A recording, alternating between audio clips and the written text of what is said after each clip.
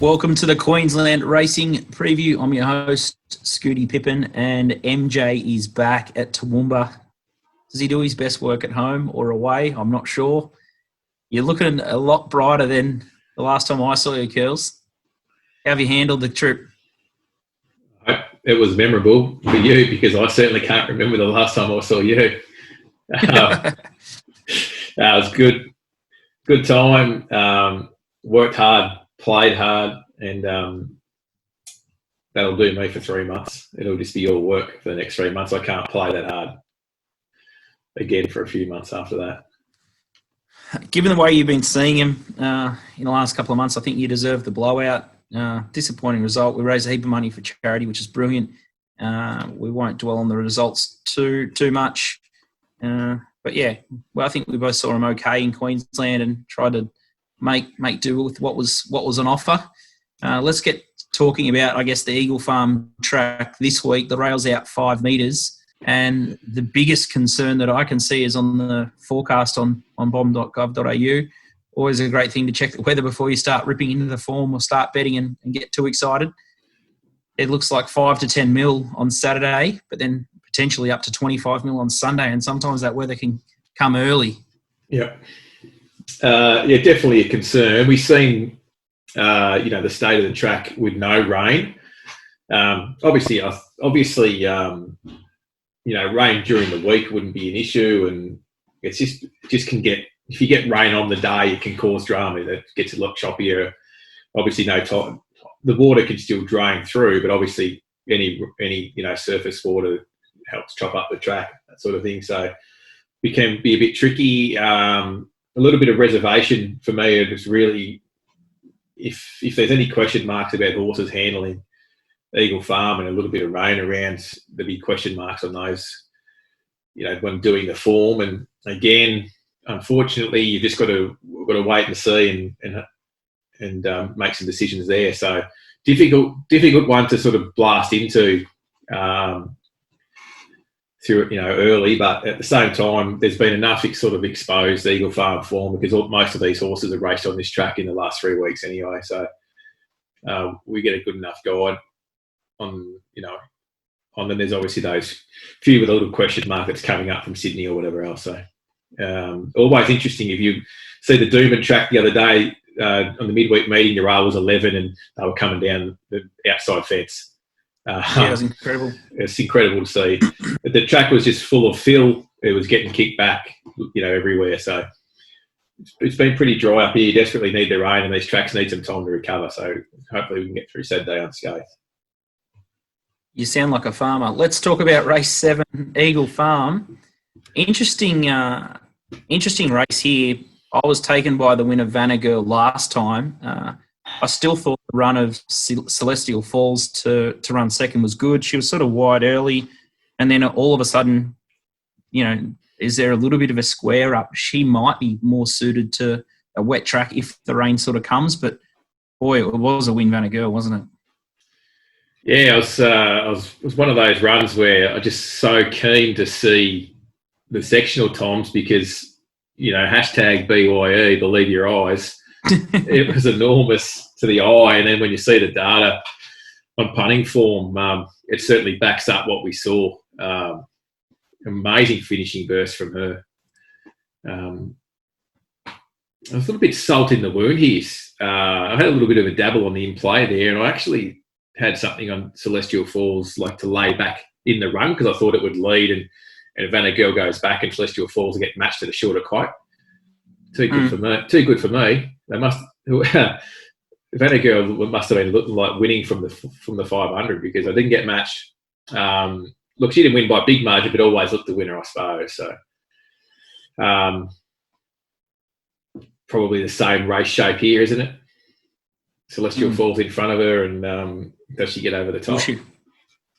Yes, I think she struck potentially not a wet track before, but I think she looks like a type of horse that would get through it. Maybe there was a bloke standing on a roof sniping, and that's why you didn't get. I saw that. You didn't get.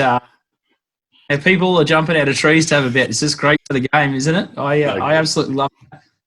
I think, it looks like a race in two for mine. I thought Gay's horse was really good last time, Shahud. We sort of mentioned that he could surprise at big odds, and then, it sort of fell short.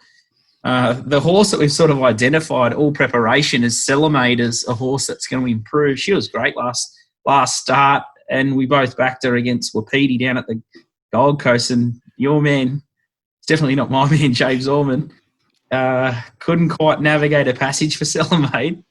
Oh, I had to go back to the inside, unfortunately. It was just totally sick, wasn't it? Yeah, I almost thought we sort of joined the leader at the 100, and maybe the leader was too strong, mate. That's what I thought first up, and when you look at the replay and the camera angle, may have been a bit deceiving, but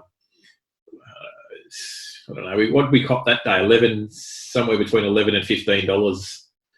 Yeah, in that class, and Selamade certainly up in grade here, but we've got no Vanna Girls drawn wide, and has to go back. We'll go back from the gate and ride for cover. So maybe that just gives that half a length advantage to Celestial Falls, who'll be well in front of her.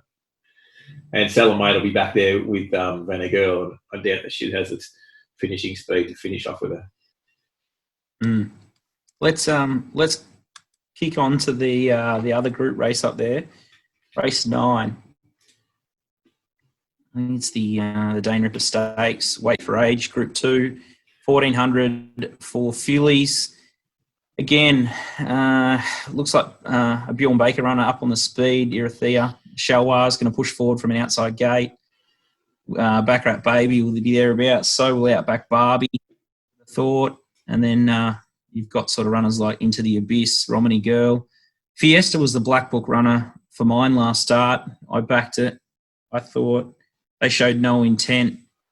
People talk about certain rides all the time, but that was a ride that sort of made me sick. Even if you have a look at the replay all the way up the straight, he's just strangling the horse and was just not, there wasn't much intent there at any stage, just in my opinion.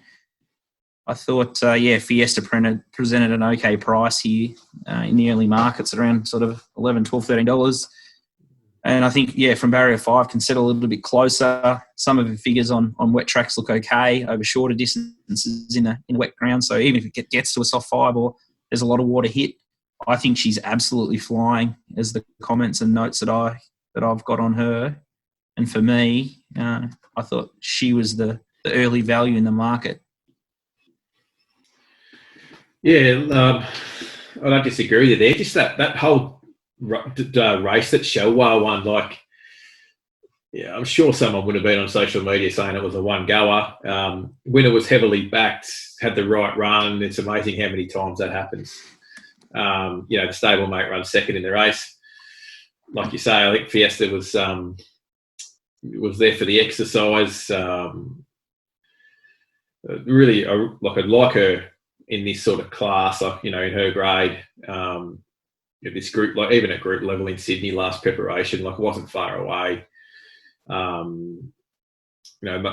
Recent one at sort of 1400 last prep was the Guy Wilder, where she got beat 3.5 to Dawn and Sweet Deal, and then on a heavy track in the Coolmore.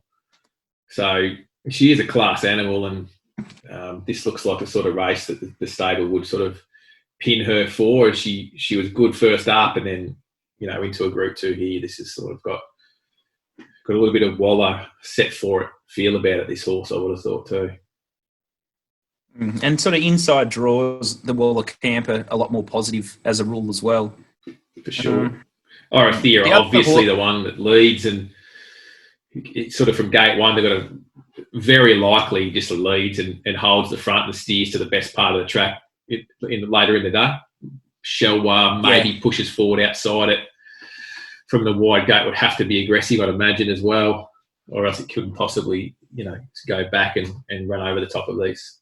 So speed's pretty important. The tempo's important here, and probably Irithea is the one that will dictate that, I would imagine. The other horse that I sort of mentioned earlier, Into the Abyss, I thought that was a really, really nice run last start as well behind Shalwar. And the bigger track sort of suits it. I can remember the run behind Teleplay was okay back in the spring, and still was okay behind horses like Invincibella in the $1 million fillies and mares race at the Magic Millions Carnival as well. So I thought they're the best two roughies, Fiesta and Ibis. But yeah, if the leader gets away with murder, it might be academic. Well, you look at these two have met a couple of runs back. Orothea was on speed and beat Into the Abyss a length. Orothea is going to go around here around mid to high threes, and Into the Abyss is going to be $15, $16. So it's not a lot between them. Since when they last met. So I think what will really determine this is if anything else wants to go forward and pressure Orothea. I think the other, might be a reverse role for Ciurleo to be the pest. It'll be fascinating to see what happens off barrier 14. Not forgetting that Outback Barbie's in the race at this stage. She'll be coming off the back up from the Stradbroke. So, the stable is pretty good at ensuring that the right horse gets the right run in transit. So, that's another factor to it. And you've got horses like Baccarat Baby that want to push forward to find a spot, ready to profit, or want to push forward and find a spot as well. They could set up for something, but either way you look at it, average, if it's moderate tempo, Fiesta's still fine in the map. If it's good tempo, she's fine on the map as well. So I don't think we'll get a slowly run race. No. The other horse that I had Black Book was Black on Gold in race 5. Much of the same sort of horses sort of plotting around there. I think it's just got more to offer and more to give. I just don't want it on a heavy track. I think a soft would be okay. I'm going to be covering the Eagle Farm meeting on Saturday. Curls, you've got 2 shifts this week. You've always got a bigger workload than myself when it comes to the form. But Friday Gold Coast? Friday Gold Coast, Toowoomba on Sunday. We're starting to get back to some normality in Queensland. I just had a good look at the calendar through July, and I noticed that from early July we're sort of back to the Metro meeting Saturday, the provincial Saturday afternoon, and then Toowoomba Saturday night. So it'd be nice to slot back into that routine and have a couple of big days on the form and it just cram it into one massive day on the pace. It's a long day, but it's always fun. You'd have to be playing catch up on your replays and trying to get yourself back after being away for a week. You got to go in overdrive, don't you? It's been a big few days actually. I've had to go back and do Toowoomba from last Friday and just revisit the horror, which wasn't a great way to start after coming home from 4 days in Melbourne with you blokes, that's for sure. But got through it and ready to rip this weekend again. It's been wall-to-wall racing, even the next couple of weeks. They've wedged meetings like Dalby and Warwick, in the midweeks in between, like a Metro Wednesday and a Gold Coast Friday, and Toowoomba Sunday for the next couple of weeks. So wall-to-wall racing for the next couple of weeks, and then hopefully by early July we're sort of back to some normality. But can't complain. We've got product to bet on, and we love betting. That's what it's about. So. Exactly. All right, we might keep the show short and sharp this week, and Curls, you can go feed that guard dog. It sounds furious up there. Great timing on it. Thanks, mate. Good luck this weekend. Cheers. Thanks.